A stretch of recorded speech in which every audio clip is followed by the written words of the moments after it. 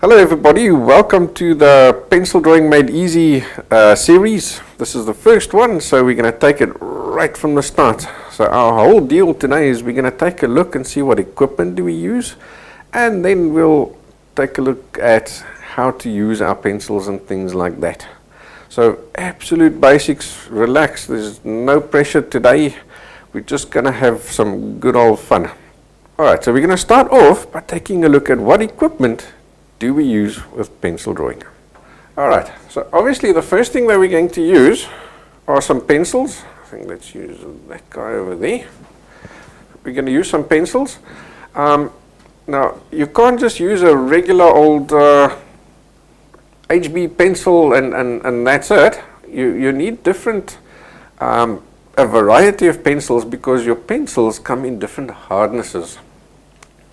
So the way the hardnesses work is that you've got harder pencils and softer pencils. So to mark those or to name them correctly, what they do is they use an H and a B standard. So the H stands for hard and the B stands for black. So the way I remember it is the B is black, so it's dark, and the H is hard, so it's going to give me a lighter drawing. Now, what you want is, ideally, you want a 2H, an HB, B, 4B, and a 6B pencil.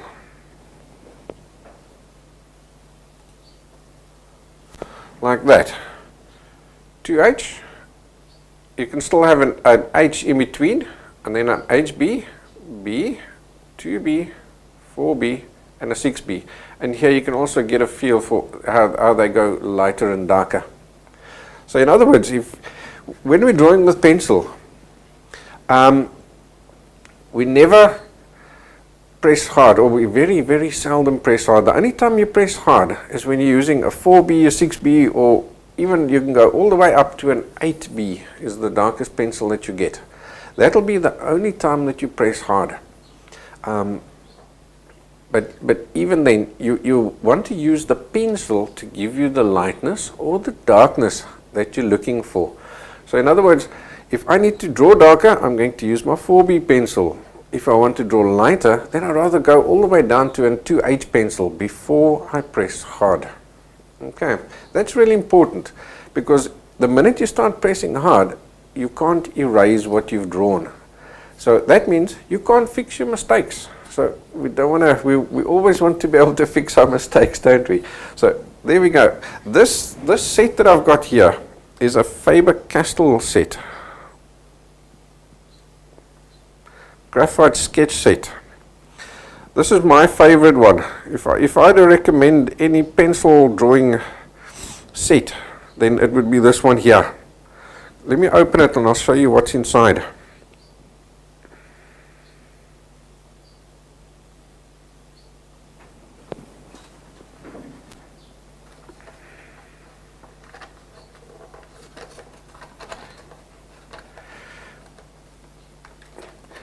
We'll do an unboxing if I can get that open.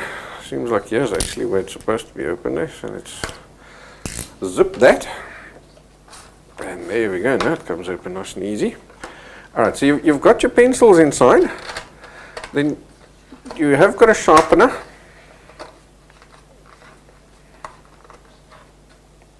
It has got a sharpener. Personally, it looks like a piece of rubbish. And it's got a decent eraser. When you're buying erasers, you must buy a soft eraser.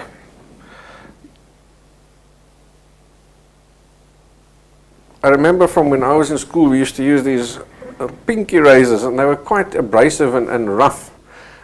We can't use them here. We need the soft eraser. So generally they're these white guys. So you get them in different brands as well. This is the Faber-Castell, what's the other one? Just gone out of my head now as well. Stadler is the other one that's also famous. It's got like a blue label. They're the two main ones. that I would recommend. But generally, any of these erasers, you can just feel it. You know, even through the plastic, you can feel the protective covering. You can feel if it's decent or not. If it's hard, leave it. It's no good for what we want, for what we need it to do. And the reason why it's no good is because it damages the paper when you're erasing. Alright, so next up, I want to show you another set of pencils that I found, which was quite nice as well. Unfortunately, this is not one I can tell you to head out and buy because it's one of our local art suppliers. He's had this packaged up himself, but it's got a lovely range in it from 2H. Then there's an F pencil. I'll never ever in my life use an F pencil. It's sort of in between an HB and H. So for all practical purposes, from my experience, it's as good as an HB pencil. So it's if you've got an F and you haven't got an HB, just you use them interchangeably. Or if your set like this has got an F in it and you run out of an HB pencil, just zip the F is good enough. And it's got the 2, 4, 6 and an 8B in it. So this was a lovely set. And then it has a few little charcoal sticks as well. Now the charcoals are really, really dark. And if you ever do use the charcoals, it'll only be for final finishing to get those absolute darkest darks. Alright, it's got some erasers. It's got an eraser. It's got a kneadable eraser. So let me show you what that looks like. That's also really handy. We will be using a kneadable eraser. It comes in a little block like that. And then the kneadable eraser is quite soft. When you take it out, I just roll mine into a ball like this. I'll show you shortly exactly what we do with that. And then it's also got, this one's got 2 sharpeners in it. Now you'll see this one here has got the little metal sharpener, something like this guy. Now these guys tend to be pretty decent, even though they look rubbish. They're not the prettiest eraser or sharpener, should I say, in the shop, but they tend to be nice and sharp and pretty decent. Now whenever I'm buying a sharpener, I'll physically go and take a pencil to the shop and I'll test it. So I'll put my pencil in the shop. I don't care what anybody thinks of me. I'm there to buy a sharpener and I need a decent sharpener. So I'll sharpen it a while like this, because I'll tell you why. These are, I've got myself a dustbin to throw my sharpenings in.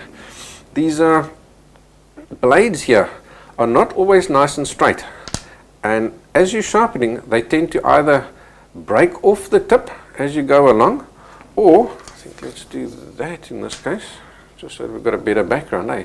So it either breaks off the tip or it sharpens its skew. So give yourself a good old sharpener, make sure you've got a nice decent straight-ish tip. If it's got a slight little hook on it, that's not the end of the world. But you just want it to sharpen decent. I'm actually at this stage, I'm not using this guy. This was just one I'm using to sort of show you as an example. I'm actually using this guy over here. I went to my dollar store and I tested every sharpener I could, and this one sharpened absolute dream. It cost me $1 and it works like a bomb. So I'm so happy with it, and it's obviously got now a little holder for my shaving, so I don't have to run around for a dustbin. That's probably why I didn't have one on me. Alright. Then there was one more thing in this other set that I wanted to show you before we move back to the erasers and stuff. And that is, this guy had one of these in it. And that is a graphite pencil. So basically what this is, your pencil itself, inside here, we tend to talk about lead, but this here is not actually lead, it's graphite. So this dude here is solid graphite. All they've done here is they've just painted this a little bit, just so your hands don't get dirty when you use it. You'll see, look how dirty my finger is there, just from rubbing my hand over it. This is a solid stick of graphite. And this is a 6B, so again you'll use this for going really, really dark. I'll use this guy before I use charcoal because it's made of the same stuff. Charcoal I find is when you put it on, it stays very loose and crumbly on top of the paper, so I'm not too happy with that. Because I'm one of those guys, I don't like to use the fixative spray on my drawings.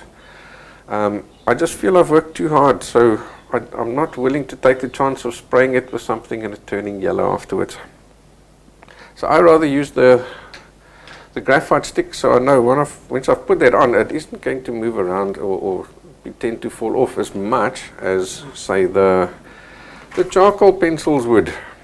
Alright, now what happens when your pencils run out on you? Then you go and buy individual ones. So initially you're going to buy yourself a nice set, and then after that you're going to replace them with just individual ones like this.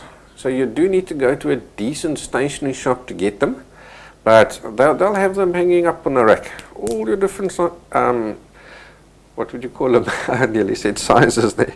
All your different hardnesses. So 8B, 2B, HB, whatever hardness you want, you can go and buy them in little individual ones like that. So you just replace as you go along. So pencil drawing it's a cheap hobby, but a very rewarding hobby. Alright, let's go back to here. You will, however, find that pencil drawing isn't for everybody, and I'm going to tell you why. Pencil drawing is time consuming. So lots of people don't have that patience to sit down on a drawing. Could easily take you 4 hours. Sometimes if it's really complex, it can take you 10, 12, 2 days sometimes, if it's depending on the size and the complexity of it. So a lot of people don't have that patience. So if you haven't got the patience, start off with small little drawings and build your patience up. Otherwise, just stick with, say, pastel drawing and stuff like that goes a lot faster. But your pencil drawing gives you insane details and quality. The quality is awesome, unmatched as far as I'm concerned than most mediums. Then your pencil drawing, it's absolute for me, the basics. If you can't draw in pencil, you can't paint, you can't do any of the other mediums. Because the pencil drawing it works in black and white, so it teaches you to see your tonal values, and that's something that we're going to be working on a little bit later. Alright, so let's carry on with those erasers. I want to show you how that kneadable eraser and stuff works. Alright, so let's go to there. I think we can zoom in a little bit more there, eh? Let's zoom in, say, to there. Okay, so here's your kneadable eraser. Now what I do with this guy, when I get it, I roll it into a ball like this. And now I'm going to take my hand and I'm going to roll it into a sausage.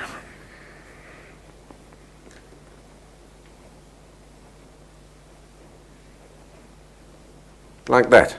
And this is how I'm going to use mine. Let's just roll it a little bit more.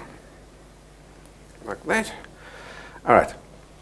Now, when I use this guy, you use this to erase large areas. So let me just grab a pencil over here, and I'm just gonna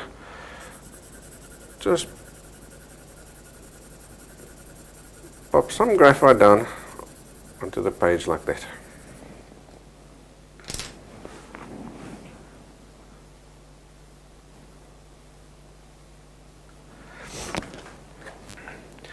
What you use your kneadable eraser for is either erasing large areas. So I'll take my whole sausage like this, and I'll rub it over there, and that'll lift out that whole area. Or I'll use it for lightening areas. So I'll take this guy and I'll just give it a once off over there, and you see how now I've suddenly got lighter and lighter. Then you'll also use it, let's get some graphite back down there again. So let's put maybe over there.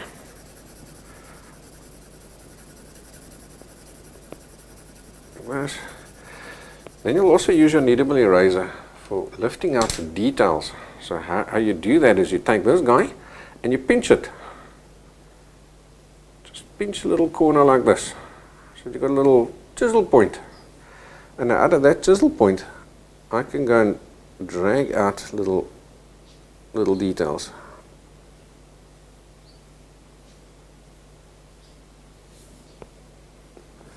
Like that. So that's what we use our kneadable eraser for. Now, as you'll imagine, as you're rolling this guy over the pencil and stuff, he's gradually getting dirtier and dirtier, hey? So once he's dirty, you don't throw him away.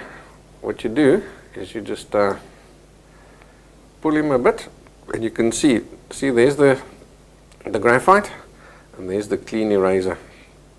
So you fold it, and that's why it's called a kneadable eraser.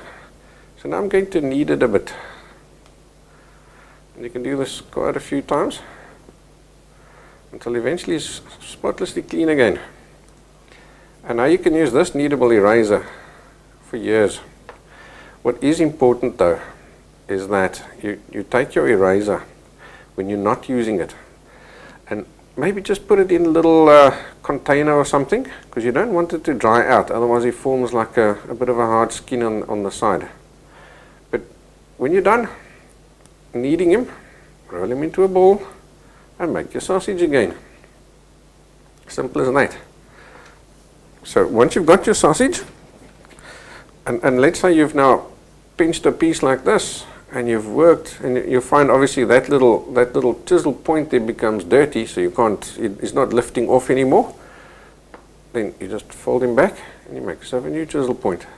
He's dirty, fold him back, form yourself a new chisel point, and you can turn him around, form yourself a new chisel point. I tend to not do that though. I would first, once this guy, this area here is dirty, because I leave this guy as a round ball, because sometimes you want to just do light little areas, especially when I'm working on faces, you want to just lighten something up. Then this little round back edge over here works quite nice to do that. Okay. Then there's something else that I also use which is similar, but not quite the same. And that is this guy over here. Now, I know you don't get the blue tack in all different countries. In some countries it's called prestic and all sorts of other funny names.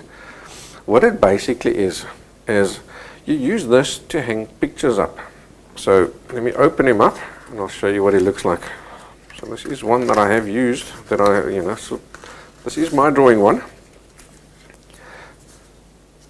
It comes like this, and then inside here is like little strips of it feels like your kneadable eraser. It's all pliable. So what you would generally do is you would now take this and you cut off a little piece like that. And if you want to put a poster or something on the wall, then you would take this and stick it to the poster and stick that to the wall, and there's your poster all sorted. Something like that over there. Or what I do is I use it for my paintings on the bottom corner, so you'd hang it up on the hook. Oops. You'd hang it up on the hook, and then you put a little piece of blue tack at the back. But I also use this for drawing. So I'm going to take a strip like this, and I'm going to roll him into a ball like that. Just trying to keep myself clean and organized here at the same time. Alright, let's go back to that camera there again. Alright, so I'm going to roll him into a ball, same as I did with a kneadable eraser. And I'm going to roll him into a sausage. Exactly the same. I'll use him in exactly the same way. Now why on earth do I have this guy and a kneadable eraser? Because you'll find that the blue tack is stickier. It's quite a bit stickier than the blue tack. Than the kneadable eraser. If I hold him, he's not sticky at all. If I hold this guy, I can feel he's getting stuck to my finger. So by the same token, he can lift off more graphite than this guy can. So let's put the blue tack one side, and I'm going to roll my kneadable eraser over here. So your kneadable eraser would maybe lift up to there. So you still have that little ghost image.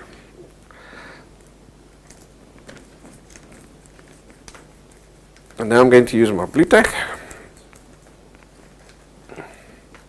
And it's going to lift out even more.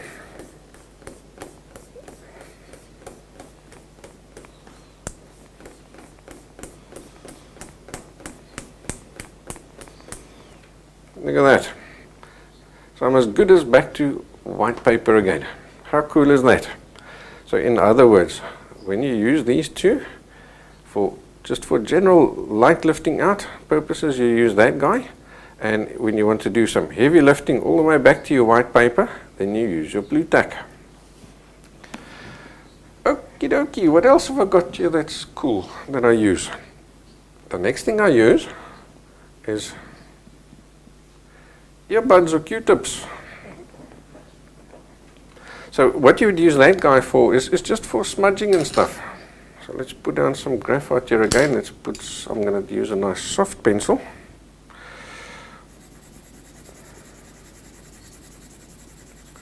So let's say you've got something like this, and now you just want to blend in a small little area. Then you can use your Q-tip. So that will allow you to work in a small, because you usually blend with your finger, right? But sometimes your fingers are too big. So just the Q-tip works great for that. And sometimes I'll even pick up some graphite, and then I can do a little bit of small blending like that. Obviously I don't have enough loose graphite down there, but that's what I use my Q-tip for. Then I've also got two more pencils. Now these two you don't need initially, but they are nice to have, and you'll usually find you have at least one lying around the house, and that's mechanical pencils. So let's get a nice clean area for that guy. So that's our mechanical pencils. Now why on earth do I have two? I use the one that's got an HB lead in it, or sometimes I'll even put a 2H lead in it, and then the other one I'll put a darker, like a B or a 2B lead in it. So I've got a light one and a dark one. So the light one you can use for just fine construction work and things like that, and you'll see that I've got them with different little ends over there.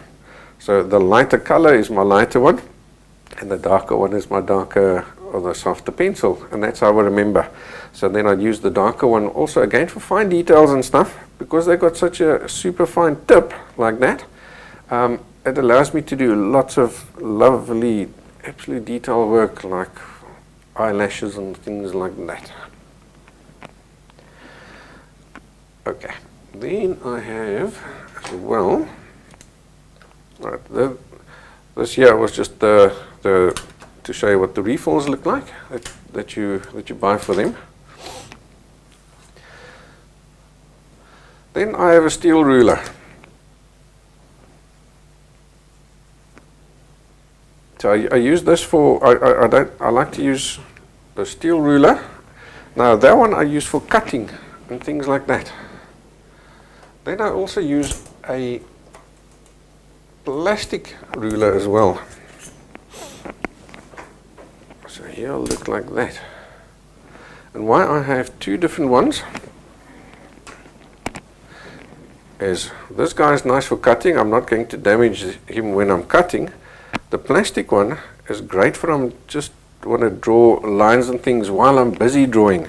Because his sheath is transparent, it allows me to line up my ruler exactly where I want it. So if I want to draw a line next to that one, I can now see through there and I can draw my line perfectly. Okay. So there's my two rulers. Okay, Then I use bristle brushes as well to do blending. So this here is a big 1.5 inch pastry brush. So I use him for doing blending, and I use the smaller painting bristle brushes as well. That's all for blending. And then the next one I use is a very soft, super soft mob brush like that.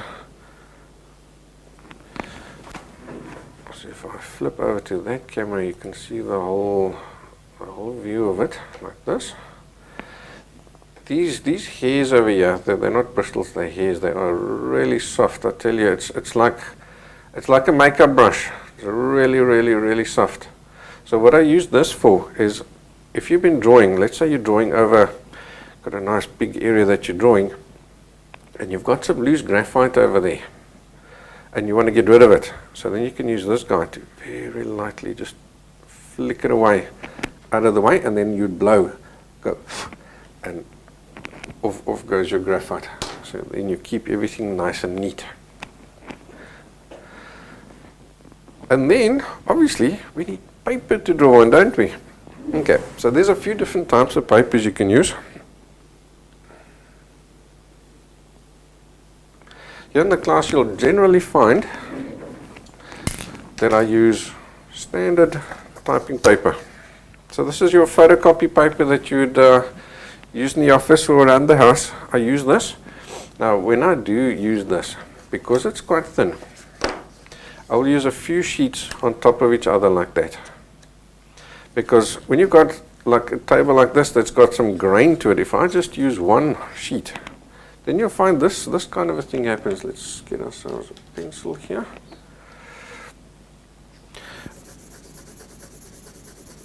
Now I'm going to rub over here, and I'm going to try and pick up some of this.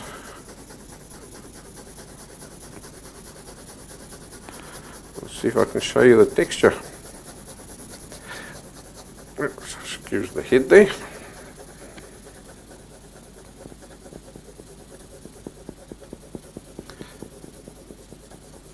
Yeah, it's coming. I'm seeing it.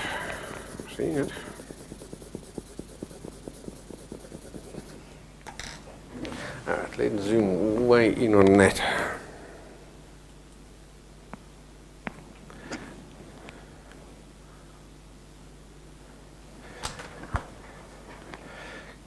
Can you see these lines and goodies over here?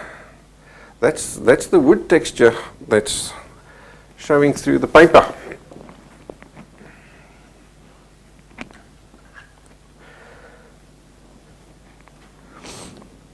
I see some guys are saying that the blue tack is called Tiki Tack in Canada. Yeah, you get all sorts of different brand names. Alright, so now I'm taking my pile of paper. So it's at least 5 or 6 sheets underneath there. So what that does is it gives a little bit of spring to this paper. So now check the difference.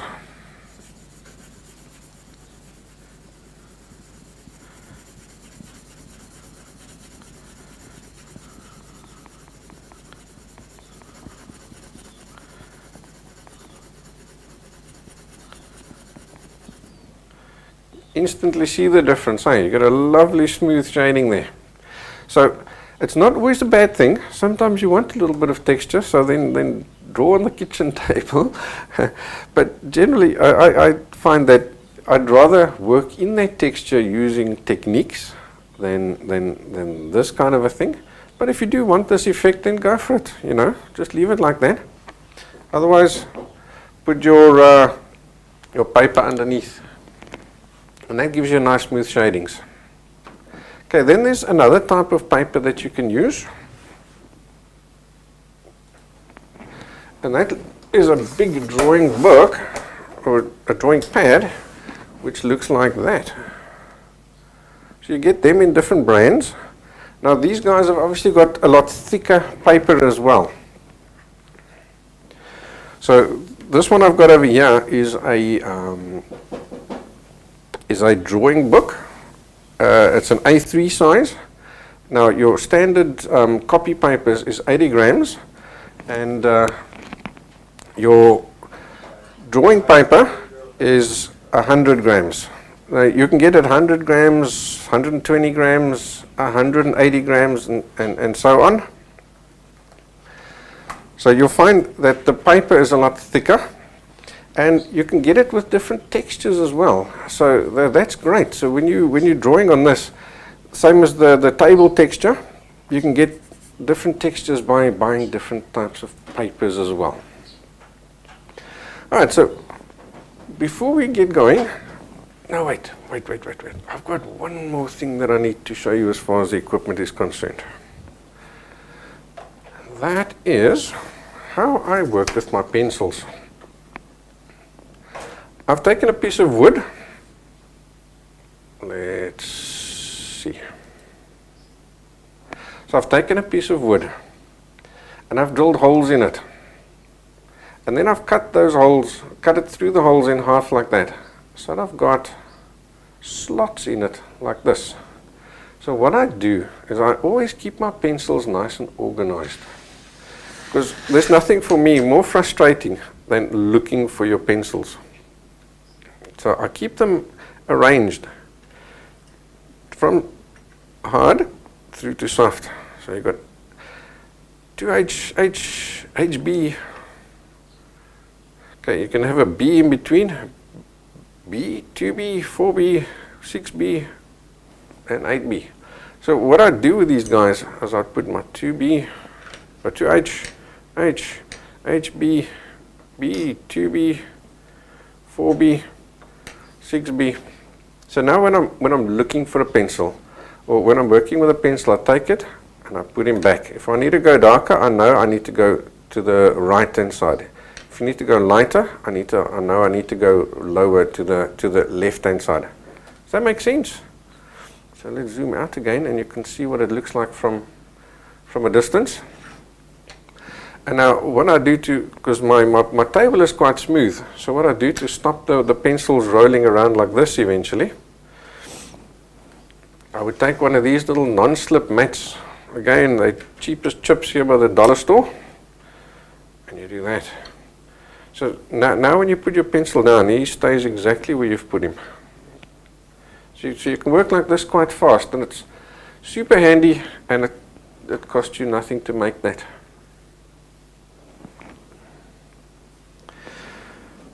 Okay, I think before we start actually drawing and stuff, I need to show you how to sharpen your pencils. There are two ways that I use to sharpen my pencils. The first one is just the standard, let's go back to here, just the standard round point where you've popped him in your sharpener, in this guy over here, and you've sharpened him. That's nice for general work, but it doesn't always work wherever you need it. Let's grab our paper again.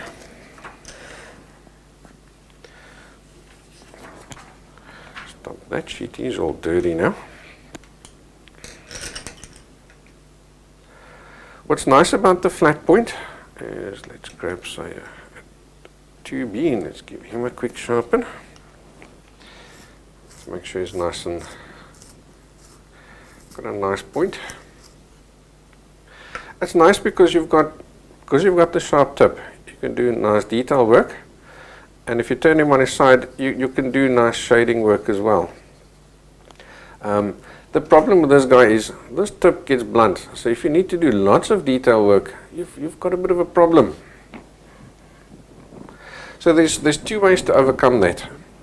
The first one is I always keep a spare piece of paper when I'm drawing. I keep a spare piece of paper next to the drawing, and I use that to micro sharpen my pencils, you can sort of say, or instantly sharpen. I just take the paper and I'll give it a quick nice hard scrub like that. So here what I'm doing now is I'm holding my pencil at about 45 degrees and I'm giving it a good old just a scrub like that. So I'm not shy to press hard on this paper to get the tip I want. Okay, so I'm going to see if I can zoom in on that tip over there so you can see what I've done.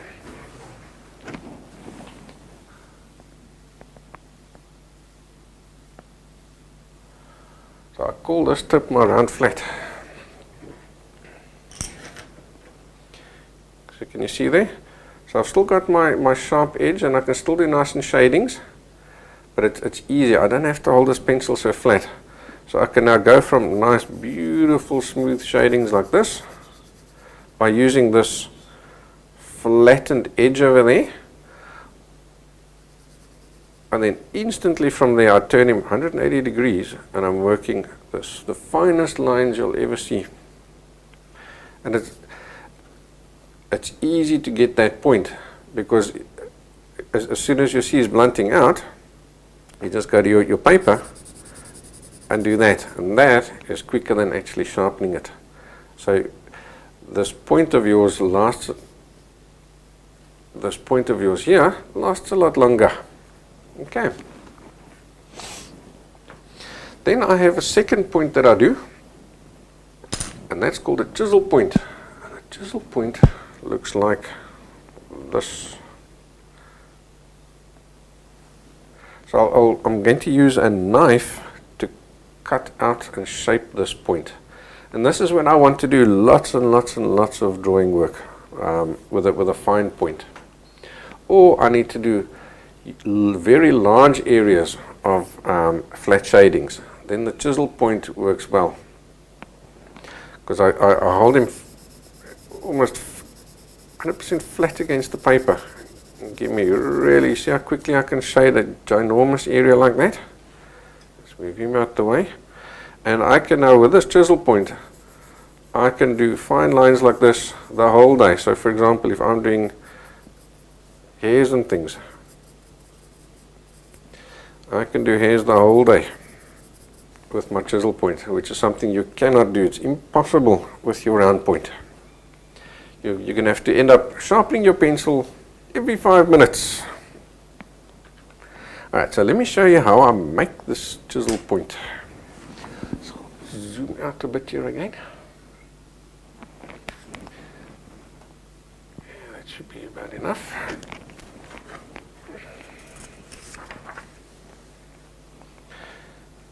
Alright, for that you need a craft knife, just a standard little craft knife like this, or a carpet knife will also work well. Let me get one of those.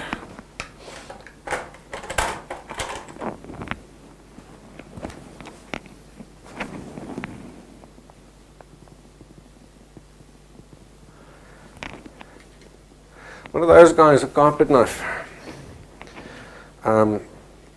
If you're not confident, I suggest you use the carpet knife because the craft knife, it does, because it's got a thinner blade, it does tend to be a little bit bendy. Because obviously you don't want to cut yourself in the process.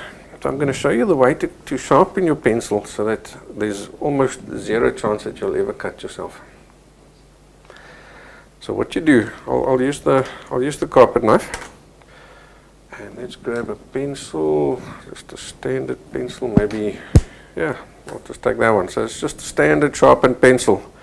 So the first thing I do is I get rid of that point over there. You can break it off, or you can cut it off. You don't need it. You want a flat point over there. Okay. Now what you do is you open your knife. So you got a decent length of blade, not too long, just enough. It must still be sturdy. It mustn't become all floppy like this. Alright, so you hold that. I'm right-handed, so I'm going to hold the pencil in my left hand, and I'm going to control the knife with my right hand. Now see how I'm holding this knife? So I'm holding it between my 4 fingers on the one side and my thumb on the other side, and that allows me to tilt this knife like this. So I'm controlling the angle that I'm cutting at, and that's all this hand is ever going to do, is going to control the angle that I'm cutting at. My left hand that's holding the pencil is going to do all the cutting itself. It's going to apply the pressure, and I'm going to apply that pressure with my thumb. So you'll hold the pencil or the knife against the pencil like this, and now with your thumb you're going to push. So what I take off is going to depend on the angle. If I angle it downwards, it's going to shave off more wood. If I angle it more flat, more horizontal, it's going to take off less wood. And this way I've got a lot of control. So I'm going to start off on the one side, and I'm going to shave off a nice long length of the wood. What I'm trying to do is I'm trying to expose the lead of the pencil. Now, just a word of advice here, guys. To do this job properly, your blade must be sharp. A blunt blade is a dangerous blade. Keep your blade really sharp. Rather pop in a new blade if you feel it's not cutting nicely. Alright, so you see what's happened? I've started off at quite an angle, and then I've leveled it off along the length of the graphite over there. Now I'm going to turn him over 180 degrees. So my flat side is pointing towards the paper now, and I'm going to do the same on the opposite side.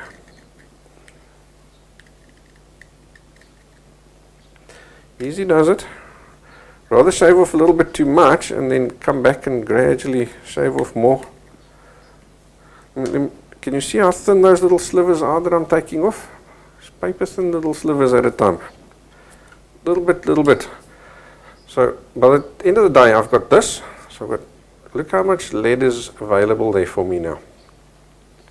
So now I'll take him and I'll just turn him 90 degrees, and now all I'm interested in is just getting rid of that little piece of wood that's over there. That's next to the exposed graphite. So I'll cut him in at quite an angle. So what I'm trying to do is sort of peel that away. So you do need to be careful now, because you don't want to break the lead. Your lead is, especially with the B's and 2B's and 4B's, that lead is really soft. So just gently peel that off, just to expose that lead there now. Do the same on the other side.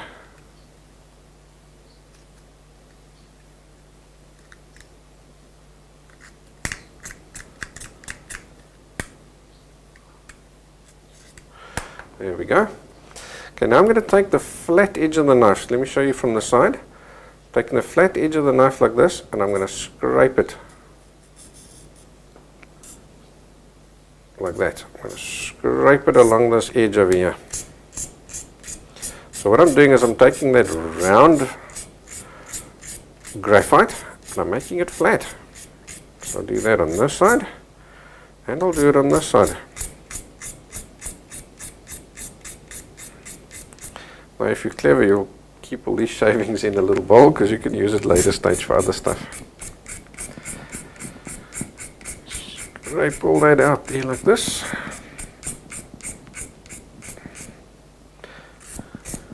Now you see I'm keeping my finger underneath this to give it strength.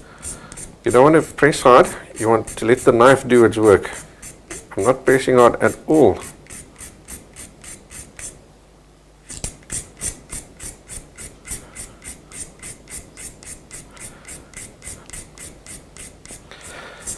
So yeah, it does take a little while to shape it, but can you see how much lead you've got to work with? So then in the end of the day, what I'll do is I'll just this side, that side, to really sharpen that initial tip, and that just gets you going. And then I'll often also just hold this guy at 45 degrees like that on the tip and flatten him out like this. Let's zoom in there again.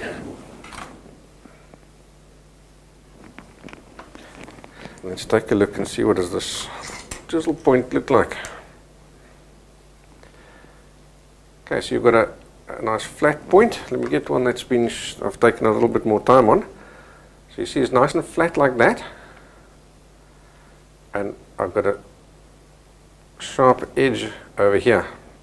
So let's just turn him at 45 degrees and flatten that off to get him perfect again. There we go. So there's my chisel edge. You see how nice and sharp he is? Look at that. So I can draw hairs and things the whole day. So now, to save myself the effort of having to sharpen my pencils every 2 minutes into the different shapes, because I think you can see, you can appreciate that making the chisel points does take a while. It's a little time consuming. So what I do is that guy, he's all dirty. I have 2 sets of pencils.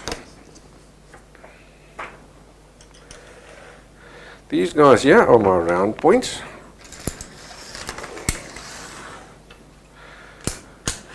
And these guys here are my chisel points.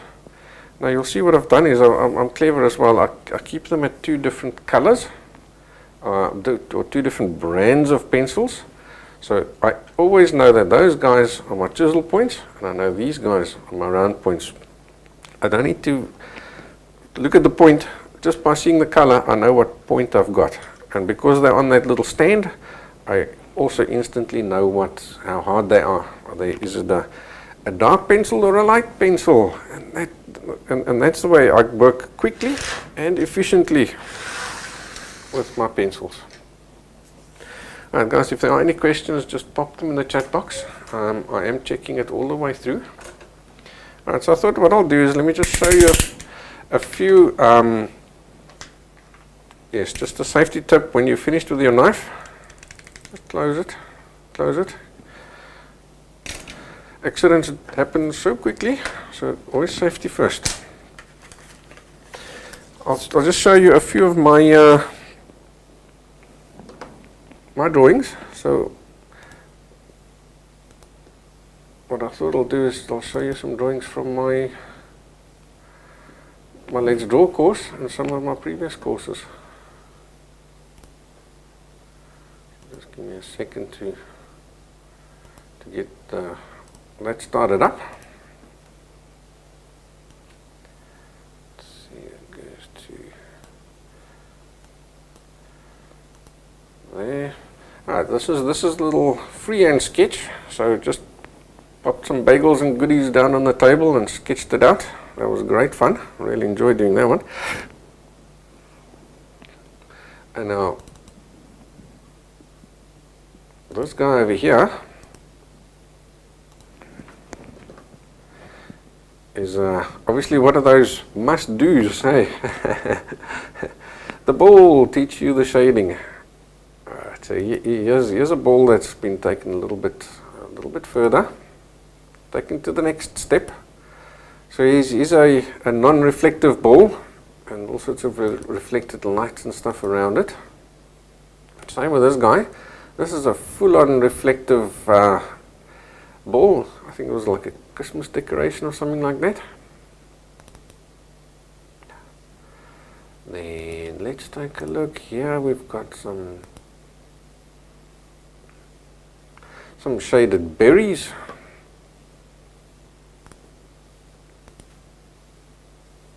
Like that. And let's see.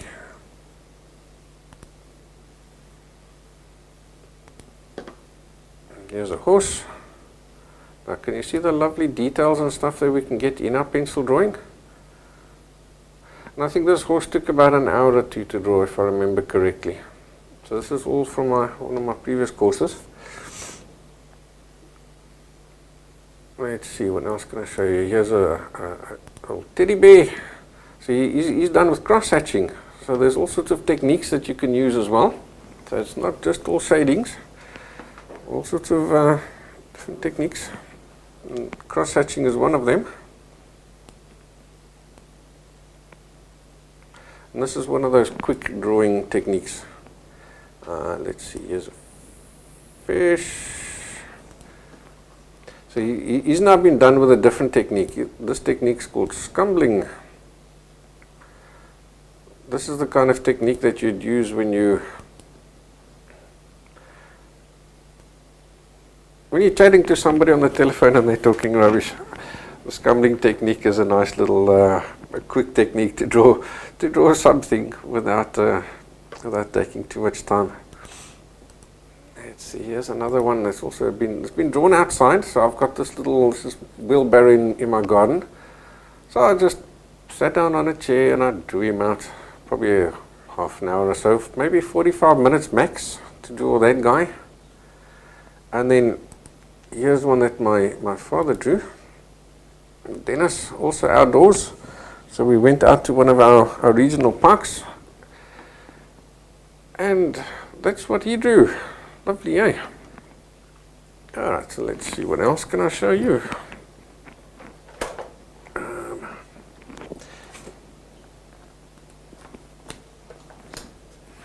Let's maybe go to my sketch pad over here. Like that. Okay, so there's just that guy again. There's the original of that guy. So yeah, is just a little, what would you call it? Just a little test sketch. Before I did the full sketch, I just did this guy over here. Again, it was just I set this stuff up on a table, and I sat back and I drew it. It's actually for one of the tutorials on our website. And then there's the final drawing. So after I was happy with the planning, then I sat down and I spent a bit more time and I drew this guy. Again, it's also maybe 2 hours worth of drawing, maybe a little bit longer.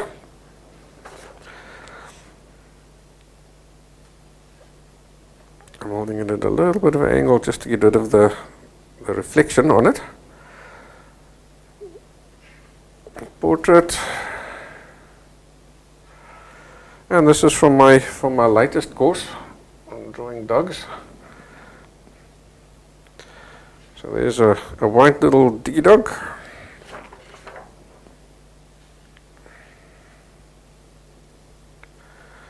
And that dude over there. And that guy over there. Oh, and I see somebody speaking of coffee on the chat box, which has reminded me that I also have a coffee waiting for me. Oh, that's great. Alrighty. So you've now heard me talking for an hour. I think it's time we start using our pencils, don't you agree?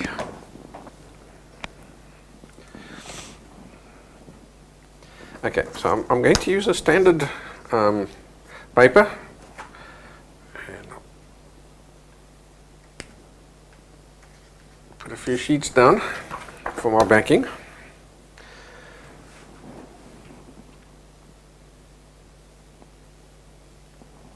So before the class, I did ask you to print out some templates. So if you haven't got your pencils yet, just use a regular HB. So what we're going to do is we're going to do some stroke exercises. So that template looks like this. So yes, it is a little boring, and I'm not going to do every single one of them all the way through. You'd probably fall asleep on me, and I don't want that to happen. But this is so super important, because you need to learn control over your pencil. Without control over your pencil, you've wasted your time. Okay, so I'm going to use a standard HB pencil with a round point. That's all we're going to do for here. Now there's a few different movements that are important and that you're going to use often. So we'll start off with those guys. So let's zoom in over here.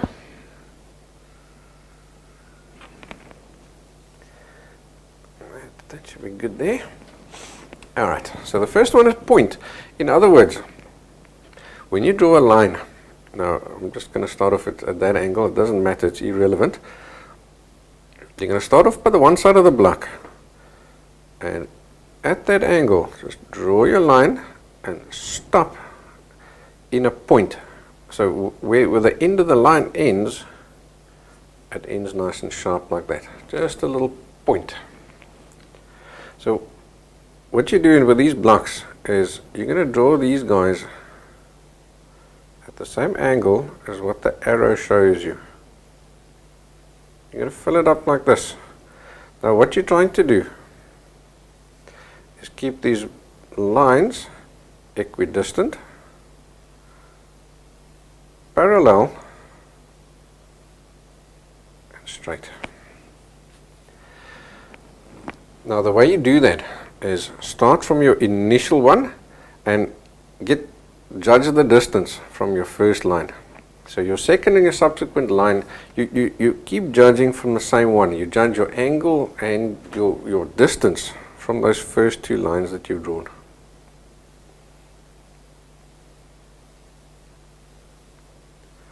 And take your time with this. Now you'll find as you're drawing, your pencil gradually becomes, with the round point, gradually becomes blunter and blunter and blunter. So because what's happening, same as what we did to make the flat round point, it's blunting off this piece over here. So to keep your pencil sharp is every few strokes, give it a quarter turn like that. And look what happens. I've got a nice lovely sharp line again. And when you do this, you'll actually find that eventually you do it automatically without even thinking. Okay. Alright, so that's the point. So you'll see with the stroke exercise, what happens is you're going up and follow the direction of the arrow. So if the arrow points upwards, you're going to start at the bottom and go up. If the arrow goes from the top and down, so then these strokes are going to go like this, top down. And now see what I'm doing? I'm not using my whole arm or anything, I'm using my fingers. It's all in the fingers or in the wrist.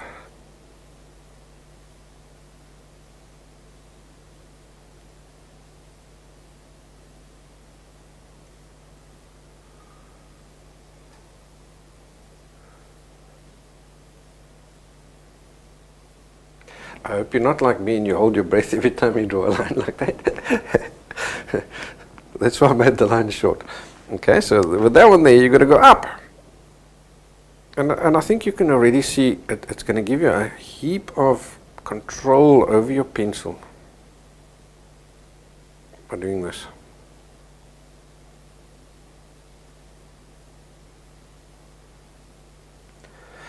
This guy goes like this.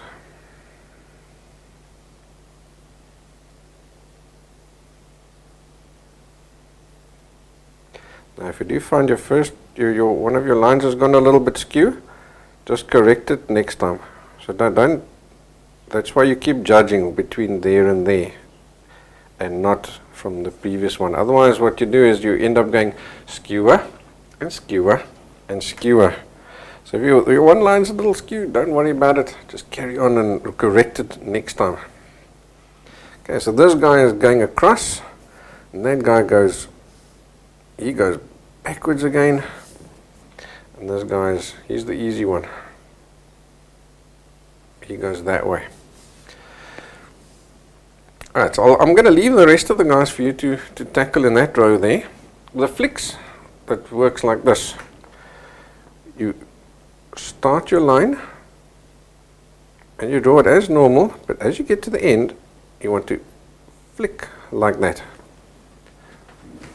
I'm going to zoom in. I'm going to see how far I can zoom in. The camera will allow me.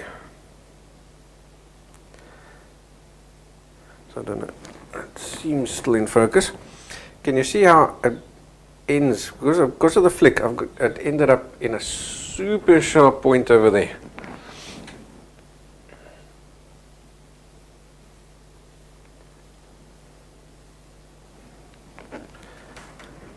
Now that flick, you want it to end, it mustn't end, let's say there's your line, it mustn't end in a curl like this or like that.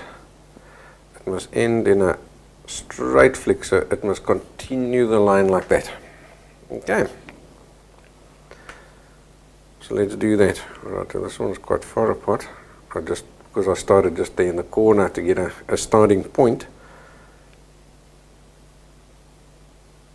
And when you flick it, you want that tiniest little point to end sort of just before the line over there. Takes quite a bit of practice doing this. If you don't end perfectly on that line, don't panic too much. It's more about getting that little flick straight. That's the most important thing of it.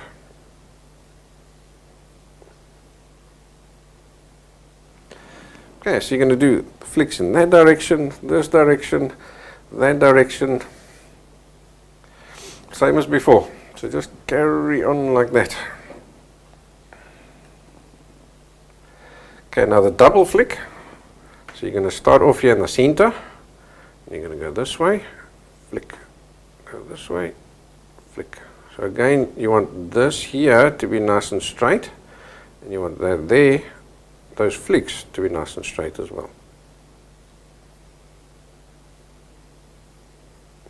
And what that does is it teaches you repeatability to get back on that same little line over there.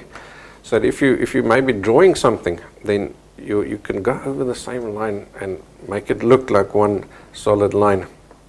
And then flicking again, it's just more practice with the flicks.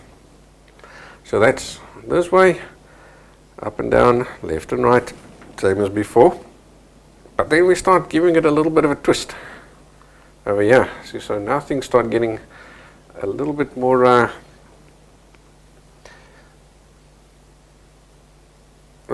tricky. Flick around and flick, flick, flick, flick, flick, and so you carry on.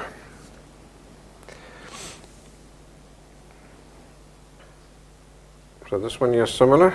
Up and flick, up and flick. These ones go down, down, and flick, down, flick. Okay, cross hatching. The cross hatching one, you're going to just draw parallel lines like this. So you don't need to flick or anything. It's just about getting those lines parallel. And just do a point edge over there. So I'll do this one whole block for you quickly. So I'm working quite quickly because I don't want to waste too much time on this. Okay, and now you do in the opposite direction again. Because later on as we go along, we're going to be using this to draw, you know, like that teddy bear that we saw. This just gives you a feel for that. You notice I'm turning my pencil every now and again.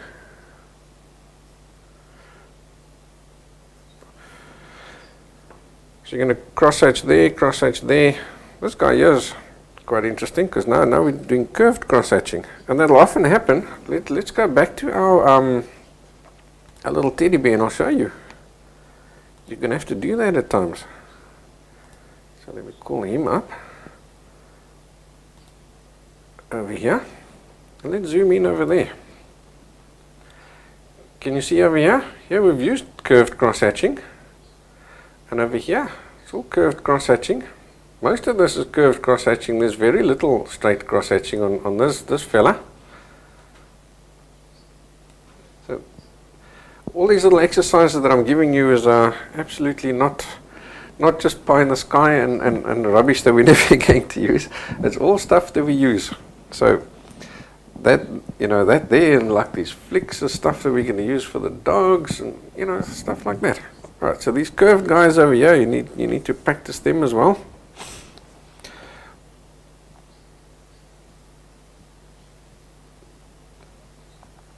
It's not so difficult.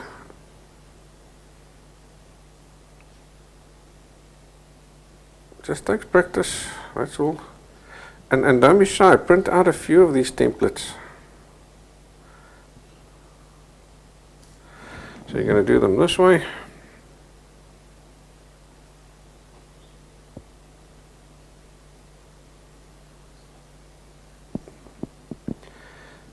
These guys go that way.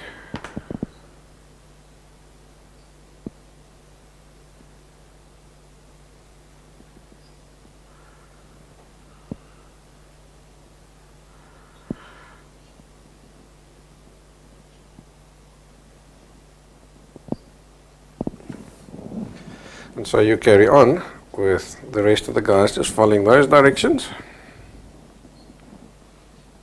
And then the last one is nice and easy, where earlier we went up and down and stuff like that. So now we're going side to side. So it's just start from here and repeatability. So you start in the center, you work your way out, because what you want is one solid line. Now, when you're doing this kind of stuff, don't be shy to do this. Your hand naturally curves. You see that? If I move my arm, I'm moving it sort of as with the elbow as a pivot point, won't I? So your arm naturally, it doesn't go straight, parallel with the edge of the table like this. It doesn't naturally do that. So you'll probably find you're drawing like this most of the time. If you're right-handed, and if you're left-handed, you'll find that you're going to be drawing with your paper sideways. Try drawing straight lines, long straight lines on the paper, and see which angle gives you the easiest way of drawing a nice long straight line. So let me just use a standard piece of paper, and I'll turn it straight, and I'm going to try and draw a line across the page. Obviously I'm quite practiced. I'm judging with the side of the paper. If I turn it a little bit more,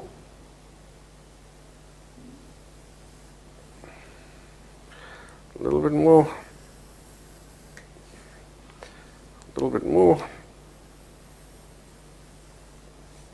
and now by doing that I can instantly see this one's wonky, that one's wonky, this one is pretty darn straight, and that one is wonky. In other words, that there's my best angle for drawing at, and that really is the angle that I draw at. So do that little test and you'll quickly find which is the best way for you to hold your paper. Obviously, because I need the stuff to be straight here on the camera, I have to keep my paper straight. So that's why sometimes my lines will be a little bit wonky. But you'll forgive me. I know you will. Alright. So let's see, we were on that last line over there, eh? So like I said, it's all about that repeatability. That's what this whole exercise is for. So now you'll see there's a little arrow on here as well telling you which direction to go. So you're going to start over here and you're going to move that way. You're going to start over here and you're going to move that way.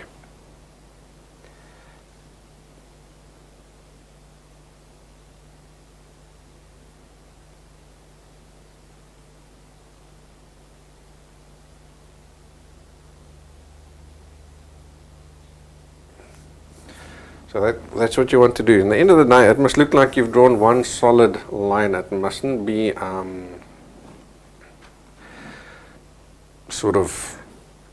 mustn't do this kind of a thing. Oopsie, sorry. It mustn't do this kind of a thing. It must look like, or it mustn't do this and that. So you can definitely see two different starting points. You want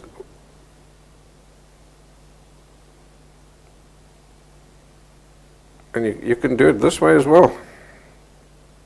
You must be able to draw a line from here to here as well, so that it looks like one long solid line. Okay.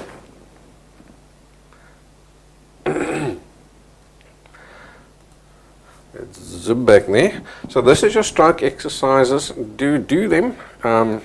And do this as many times as you need to. It's really important that you get a good feel for it. So let me show you what one looks like when it's done.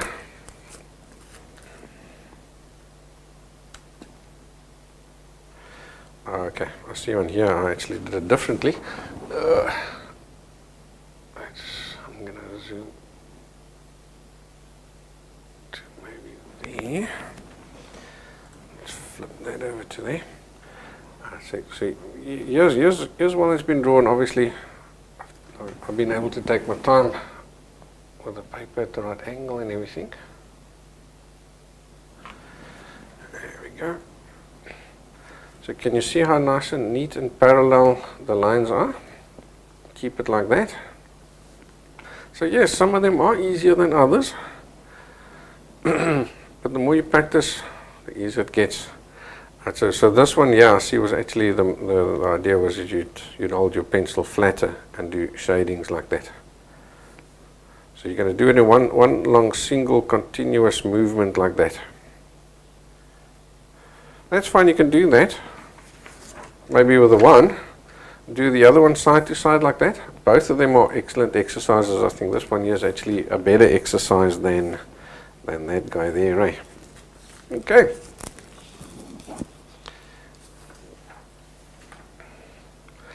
The next thing that we need to do is, from your template, we've got a pencil tonal chart. Now your pencil tonal chart is really, really important. Let's get that guy over there. In a little bit more. Because this teaches you control over your pencil. Remember earlier we mentioned about your pencil drawing being all about control. You need to know which pencil to use when and so on.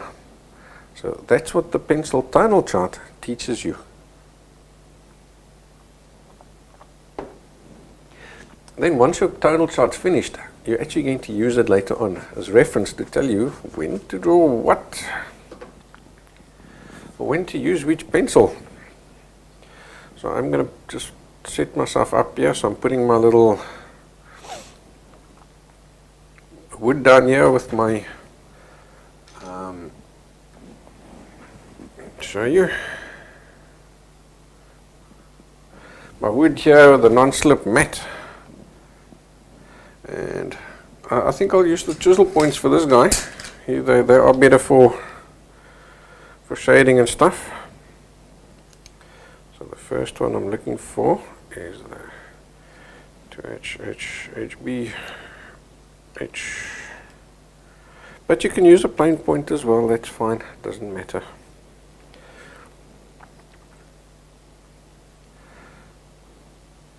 B, 4B,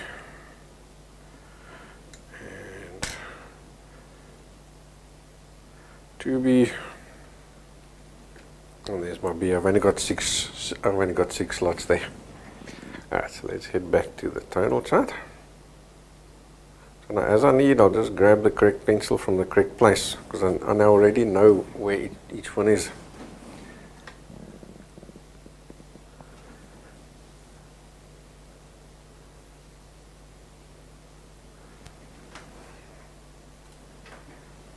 Okay, so now I'll start with my 2H pencil in this block over here, and I'm going to do it because I've got the chisel point. I'm going to keep my pencil nice and flat, and I'm going to use the softest pressure. So you'll see I'll hold my pencil way at the back, and I'm going to hold it really light, and I'm just going to do this. In the end of the day, let me show you what it's going to look like. This is now a printed version of it, but this is what it's going to look like. We want to go from really light, darker, darker, darker, darker. Then we're going to have smaller divisions. In the end of the day, we're going to have a nice continuous shading like that. So I'm starting here on the 2H. I'm going to just give it the lightest little shading. So now try and stop as close as you can to these edges there and there.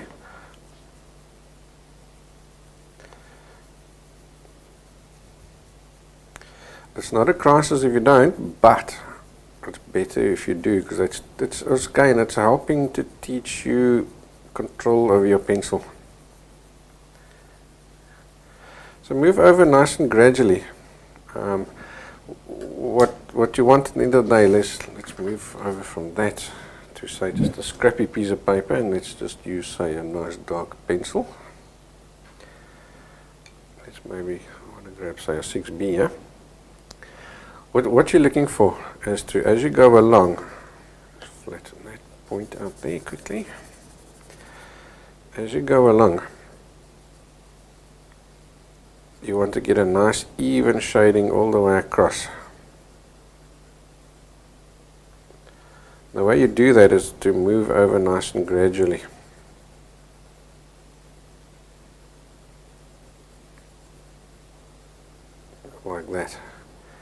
if you don't, if you go too quickly,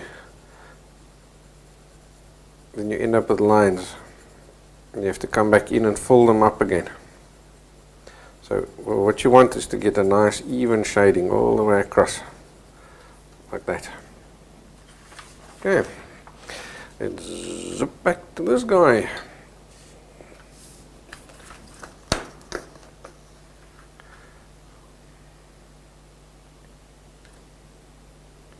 Go back to the 2H.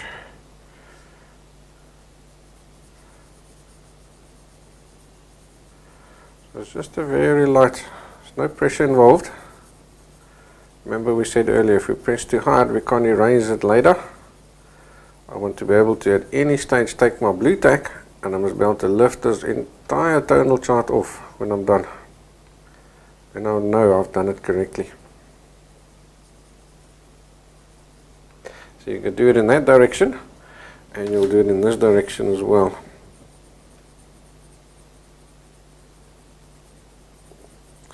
Just to make sure you're getting yourself a nice, perfectly even coloring over that. Okay, so can you see there's a little bit of a difference between there and the paper, and it's a nice even color. Good. Now I'm going to go all the way over to a 6B. You can even use in this, if you've got an 8B, you can use an 8B instead. That's fine. So now we're going to do the same thing over here. Now because we're going dark, you will find that you will have to press hard. So with your darkest darks, you'll end up pressing harder. The lighter you go, the softer you're pressing. So I'm just going to get myself an initial layer down there like this.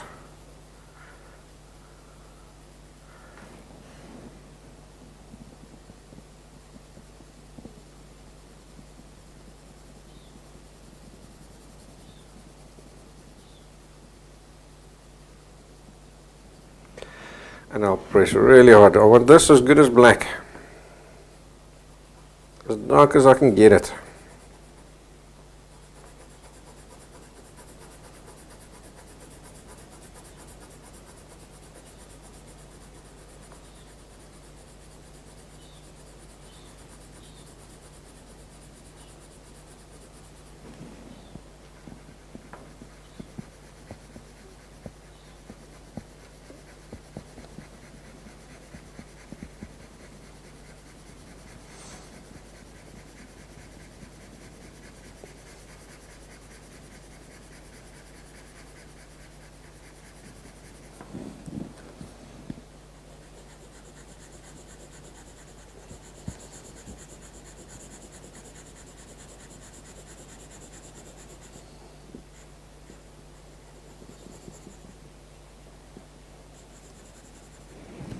Like that.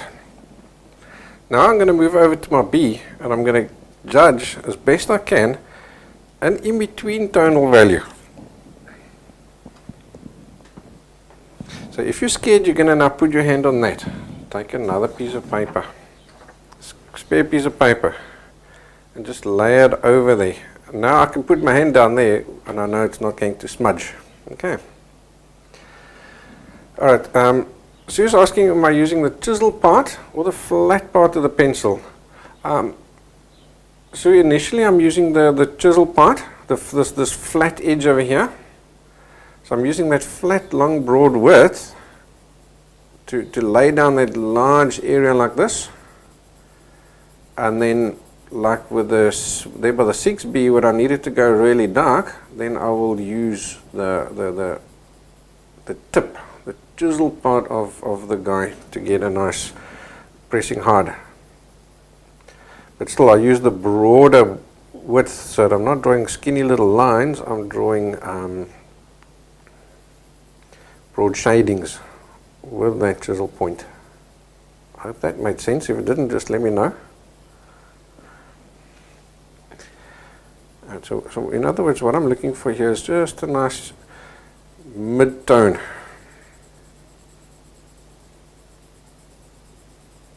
So just judge him in the center as best you can. You'll often find with the tonal chart, as you're working, you will come back and you'll fine tune and adjust your tonal values, and that's fine. That's fine.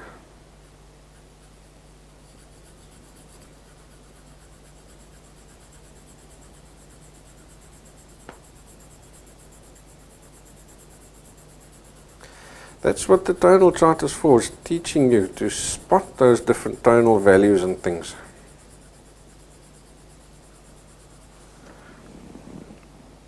You see, so I was initially using that flat point, and now look what's happening. I'm using this, the broad width of that chisel point over here now. Because now I'm having to press a little bit harder.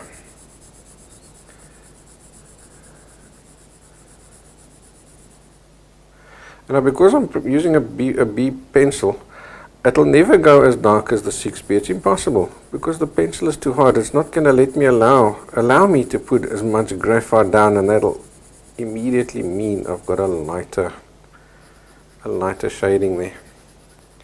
That's good. So I've got a nice even tonal value there. Can you see that? So it's sort of a mid-tone.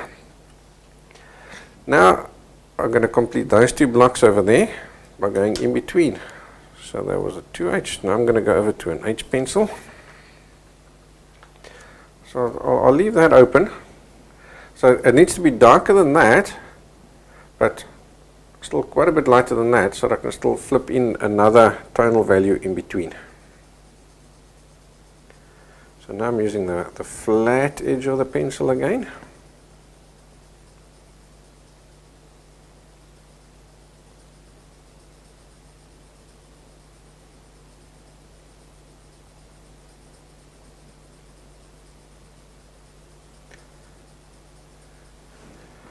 Just to lay down that initial.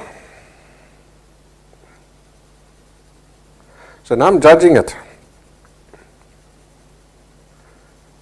from the 2H and my B. So it's got to be darker than the 2H.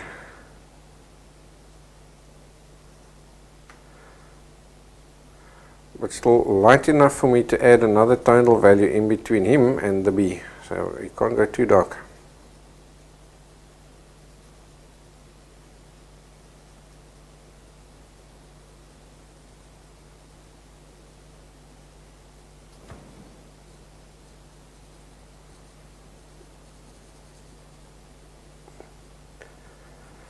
I think that's probably about as dark as we need to go on that guy. Okay, now I'm going to go over to the HB.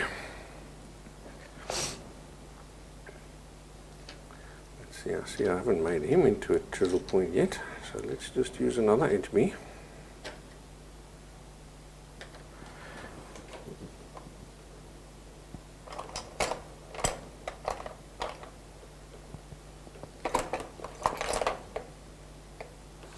Okay, there's a flat chisel point HB.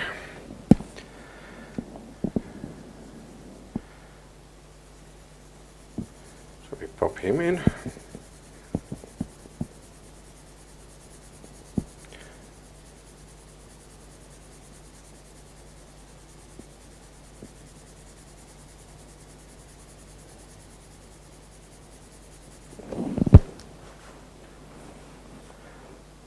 So now I'm judging between him and him.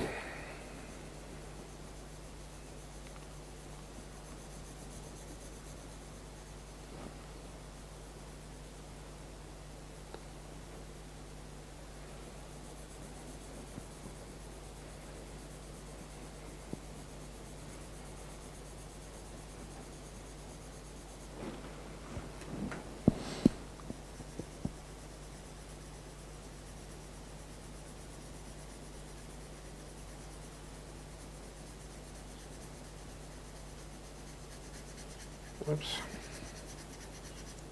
I've got a little hard edge on there.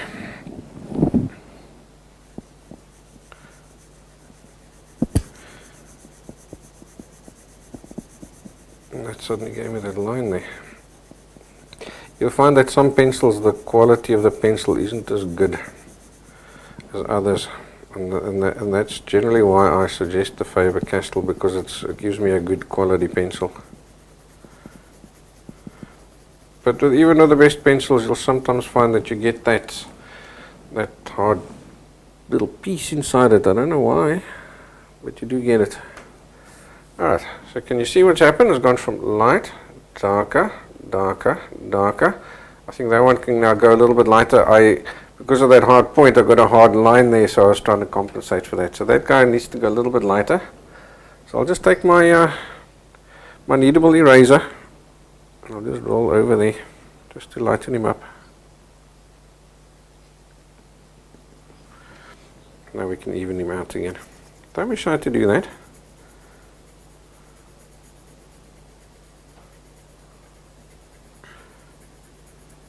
That looks better, eh? There, and then we have a B pencil over here, just get that. There we go. See, now we've got a nice 1, 2, 3, 4 decent little natural steps. Okay, so you're going to do the same over there. So in the end of the day, you're going to have it looking something like that. So you're going to have those natural steps. 1, 2, 3, 4, 5, 6, 7. Darker, darker, darker, darker, darker. Okay. Then what you're going to do in the next one is we're going to start with the 2H again. So now you'll take your 2H and whatever tonal value you've got over there, you're going to follow the line and transfer it into this little block over here. So it's quite a bit of a process, but we're gradually building ourselves up to that nice continuous shading. So we're going to pop him in over there.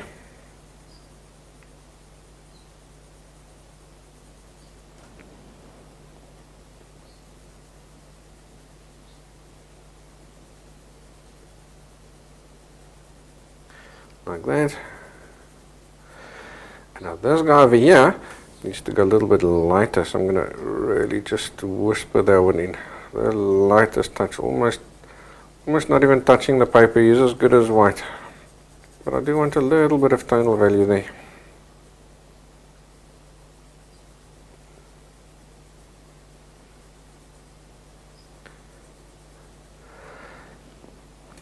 Okay, with the next one, now you're going to take your H, follow the arrow down, and transfer that same tonal value into here.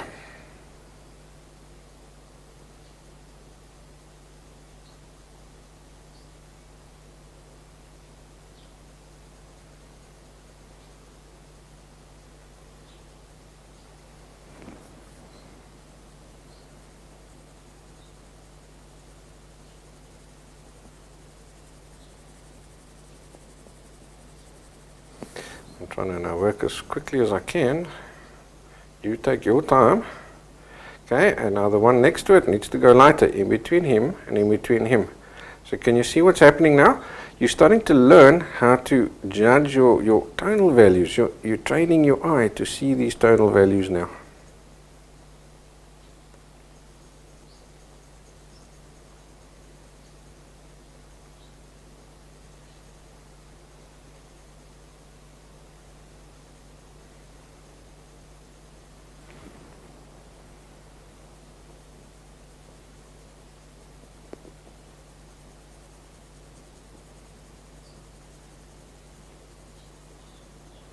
So 1, 2, 3, 4 steps.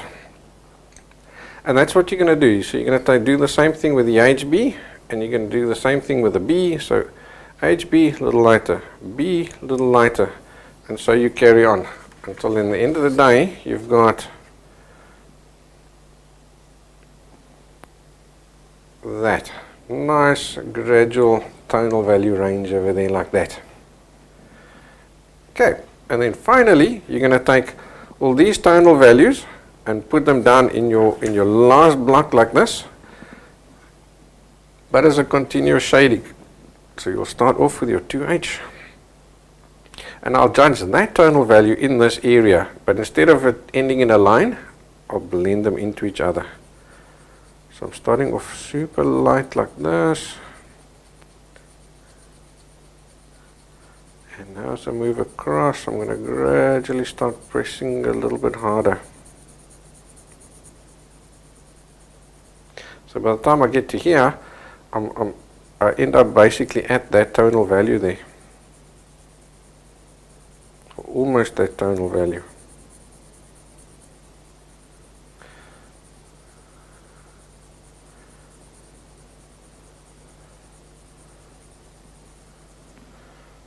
Let's go over to my H pencil. So now the H pencil, I'm going really light because I need that tonal value over there. So I think what I can do is, let's take this one over here. So, because obviously I haven't done this whole, I haven't done him all the way across, so let's just do that so you can see what I'm doing.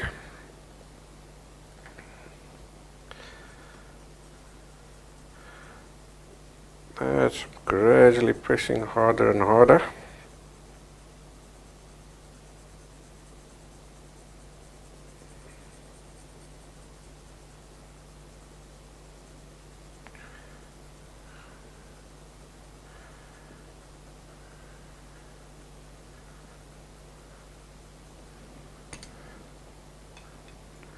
Now we're over to the HB.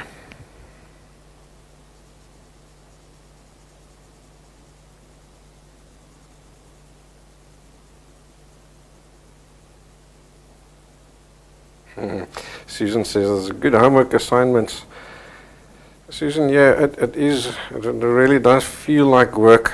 This is unfortunately the yucky part of pencil drawing, but unfortunately, you know, it's so super necessary. You know, if you can draw your tonal charts in your sleep, I promise you it'll help you not just with the pencil drawing, it'll help you with all the art you do.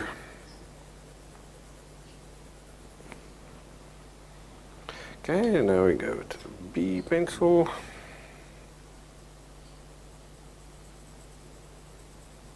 Now so far I haven't been pressing hard at all. I've been just pressing exactly the same hardness. But can you see it gradually getting darker already?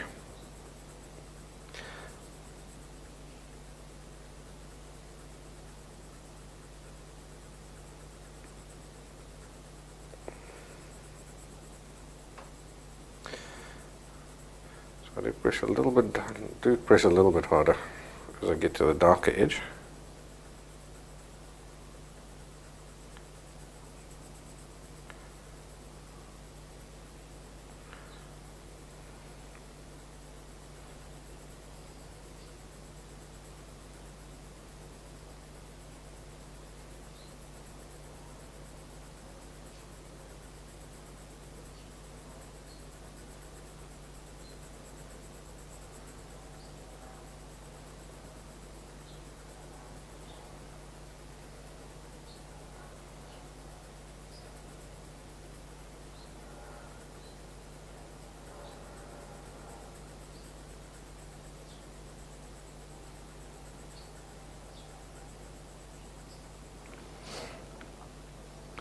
Go to the 2B.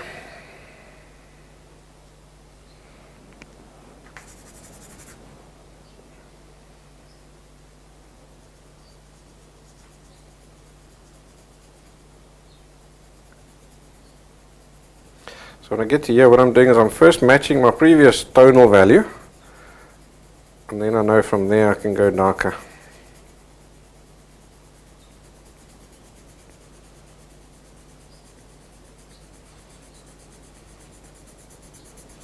And the cool thing is, I can start to press hard because I need to go really dark, but my 2B will only give me that darkness. It won't go darker than anything else. Then the graphite will allow me. It's going to get to a point and that's it. So guys, I'm not working quite as neat. I'm not trying to stop perfectly on the edge.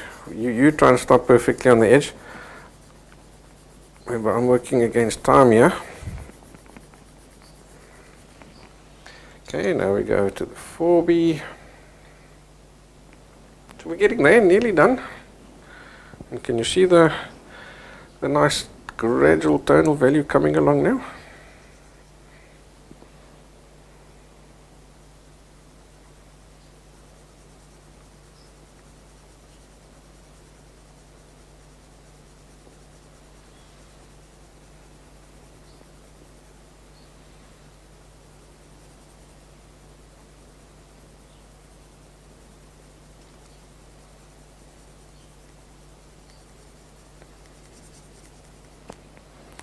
Alright, so now we're getting dark, so now we need to start pressing quite hard.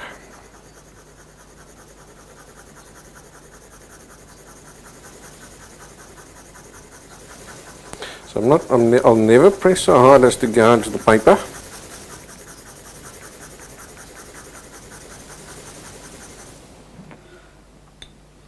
It's about as dark as the 4B is going to go. Alright, now the last stretch we can do with the 6B. So again, I'm first just matching the tonal value there. And over here at the end, I'm going to press pretty hard. If you do have an 8B, then go over to your 8B. Yeah, that's the ideal pencil for there.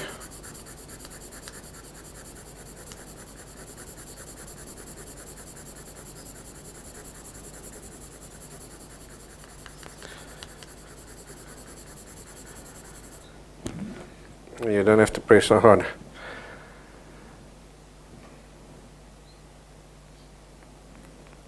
Okay, if you have gone over the lines, just use your blue tack or your kneadable eraser, and you can then just lift out those last little edges over there.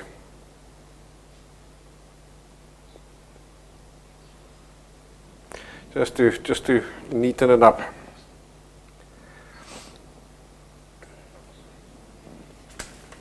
Okay. When you're done, you should have a tonal chart that looks like that. So, nice gradual changes of tonal value over there, same there, and same there. Nice, even and neat. Okay. So that's some good old homework for you guys.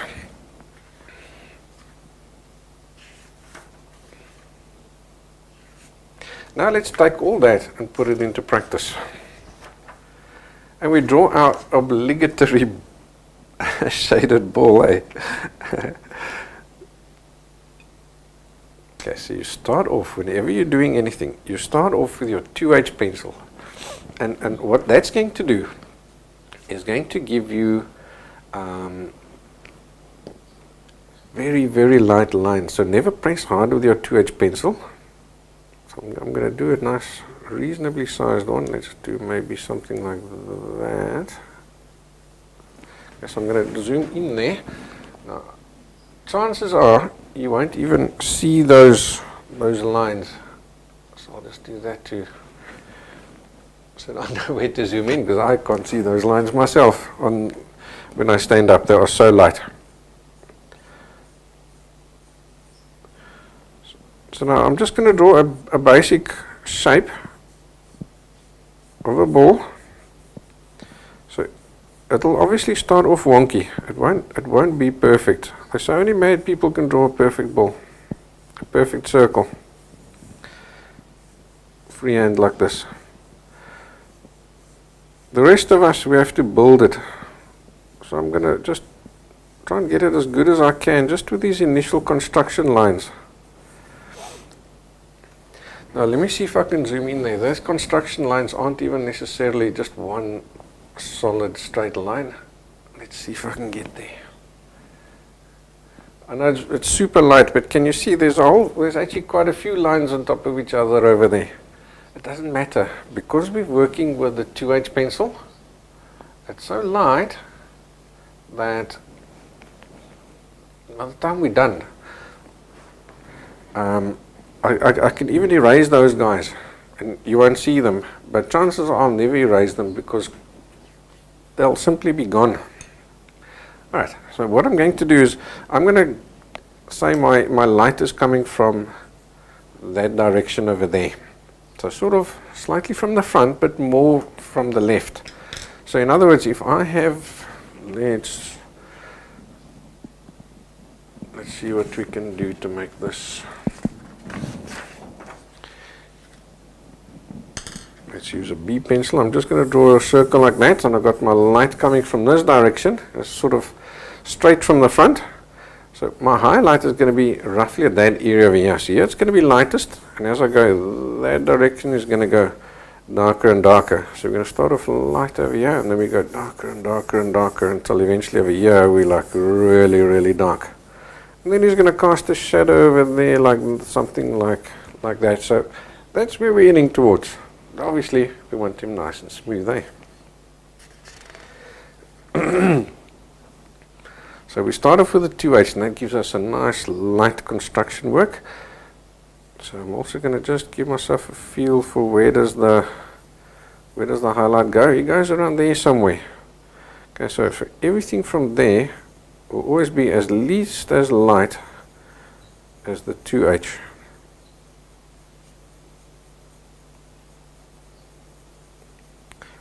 So I'm going to start putting him in. So unfortunately it is really, really light for the camera.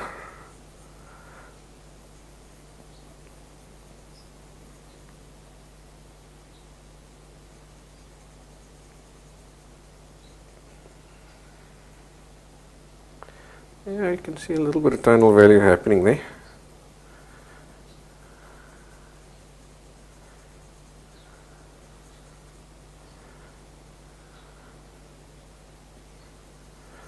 All I'm doing is I'm not worrying about shadings or nothing at this point. I'm just getting some tonal value lying down there.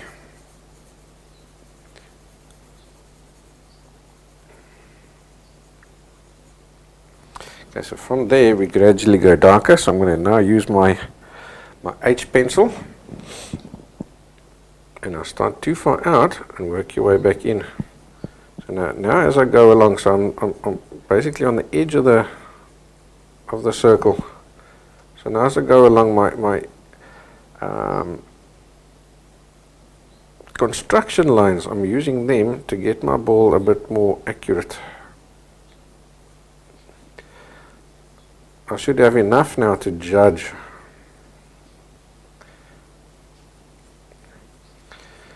And all this will gradually, so it's going to start off with the highlights and gradually go dark in this direction, that direction, that direction, that direction, pretty evenly, because there's a ball.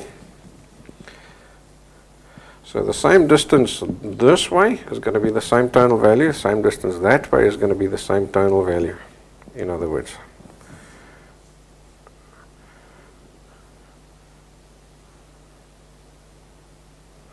I am using a chisel point over here.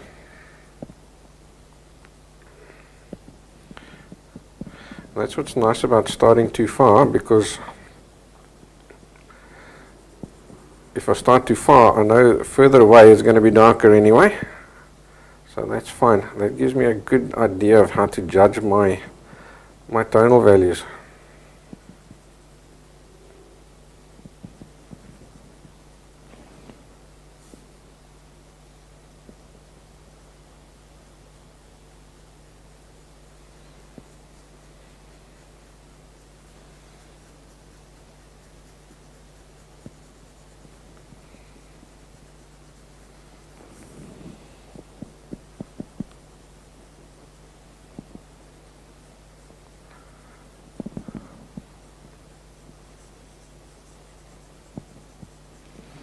Okay, let's go to an HB.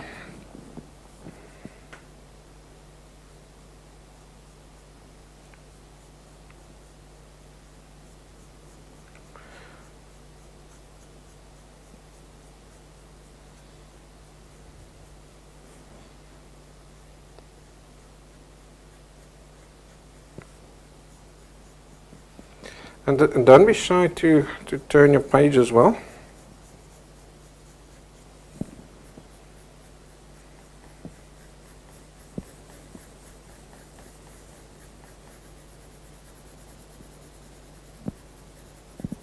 It's quite acceptable to turn your page. So if it's easier for you to work like this, then do that. Remember, it's because of the way your wrist action and your hand action and your arm action works.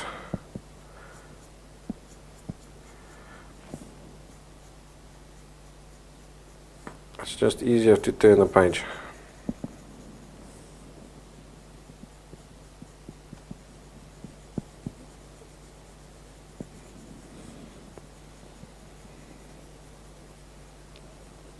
So again, I'm working really quickly because we are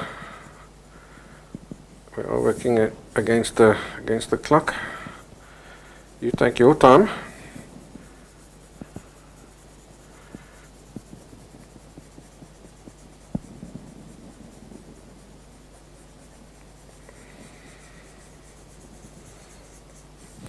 Get yourself a nice little neat ball.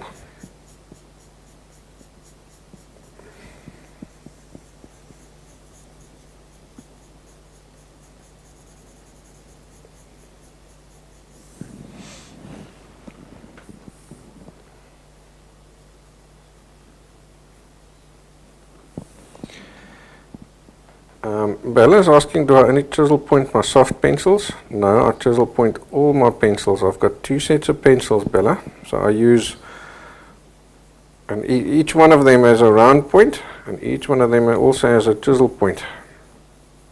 Because over here, I want to give it a little bit of reflected light of the table, so I'm going to make that slightly lighter over there. So I'm going to go all the way down with the HB, and I'm just filling in this here, just adding tonal value. Just that little edge over there will be lighter, so let's go over to a B pencil. So now I'm using I've got quite a flat point over there, so I'll just do that just to flatten it out.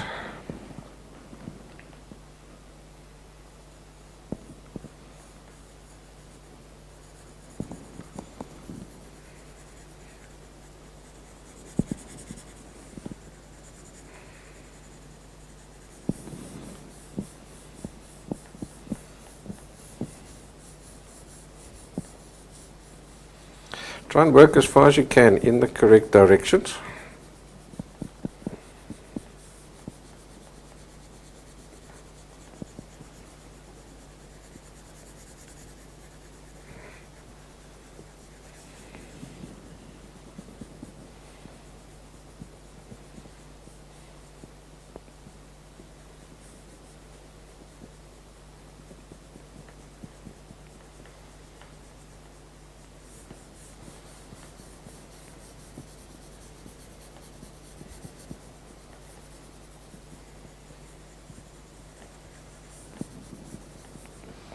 There, now we go to a 2B.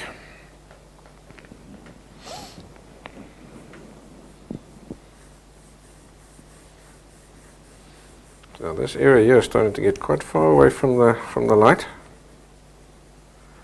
Now what I want you to notice something is, I haven't gone back there. That ended up at a HB because that was this distance away. From this same distance, from there to there, and from there to there is the same tonal value. Everything further from there is darker.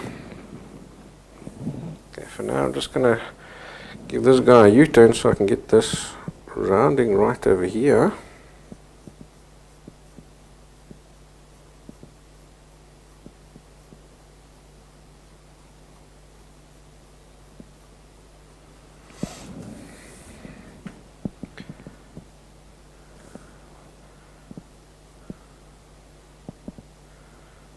Gradually fine-tuning him better and better.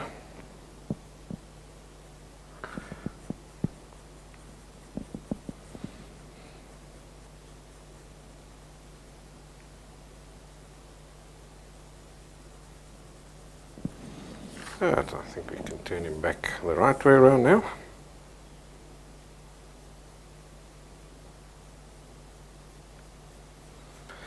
And now we can start adding fuller contrast in here.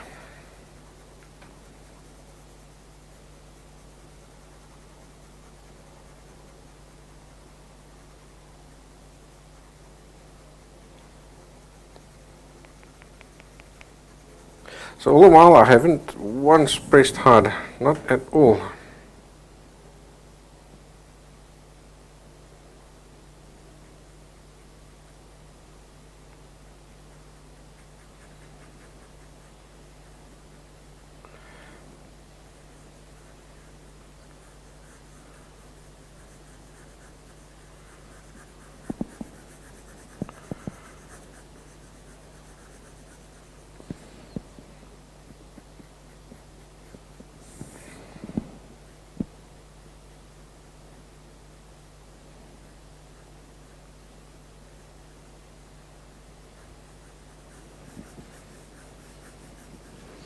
Okay, now we'll go to 6B. And this should now give us our final darks.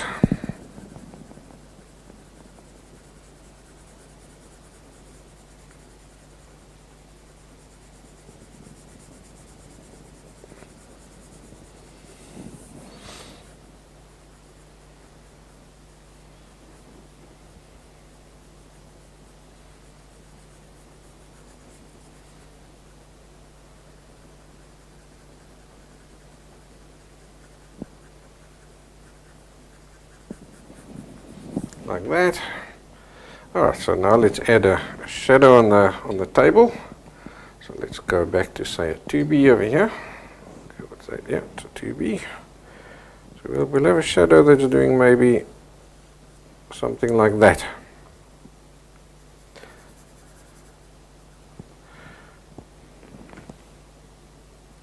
So what a shadow does is right up against the object, it's dark. And then the further away it goes, the lighter it gets. So I start with say the 2B, and I'll go to say an H pencil for that last little bit of a edging over there.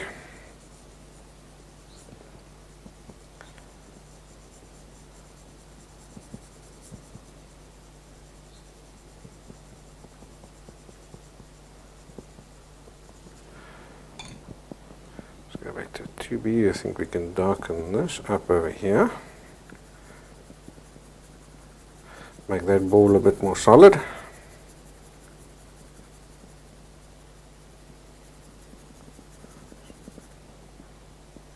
Same over there. Right up against the ball.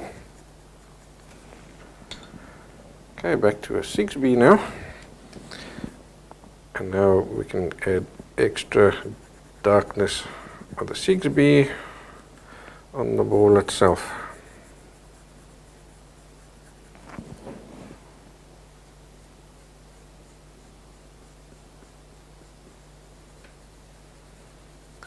So just on that edge and fade him in. So as you go inwards, press lighter and lighter.